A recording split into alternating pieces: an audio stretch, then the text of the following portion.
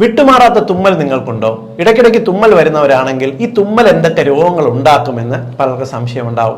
തുമ്മൽ എന്ന് പറയുന്നത് നമ്മുടെ അപ്പർ റെസ്പിറേറ്ററി ട്രാക്കിൽ ഉണ്ടാകുന്ന അലർജിയുടെ ഹൈപ്പർ റിയാക്ഷനാണ്. അതായത് ഈ ഭാഗത്ത് നമ്മുടെ പ്രതിരോധ കോശങ്ങൾ ഓവറായിട്ട് റിയാക്ട് ചെയ്യുന്നതുകൊണ്ടാണ് ശക്തമായിട്ടുള്ള തുമ്മൽ ഉണ്ടാകുന്നത്. വിട്ടുമാറാത്ത തുമ്മലുള്ളവർക്ക് ഈ തുമ്മലിന്റെ ഭാഗമായിട്ട് ജലദോഷം, സൈനസിനകത്ത് ഇൻഫെക്ഷൻ, ഇടയ്ക്കിടയ്ക്ക് തലവേദന പോലുള്ള പ്രോബ്ലം ഉണ്ടാവാം. തുമ്മലിന്റെ ഫോഴ്സ് കൊണ്ട് നിങ്ങൾക്ക് കഴുത്തുവേദന, കഴുത്തിന്റെ ഭാഗത്ത് ഷോൾഡറിലൊക്കെ വേദന വിട്ടുമാറാതെ നിന്നു വരാം. വിട്ടുമാറാതെ സൈനസ് ഇൻഫെക്ഷനും ചെവി ഇൻഫെക്ഷനും ഇതിന്റെ ഭാഗമായിട്ട് ഉണ്ടായിരുന്നു വരാം.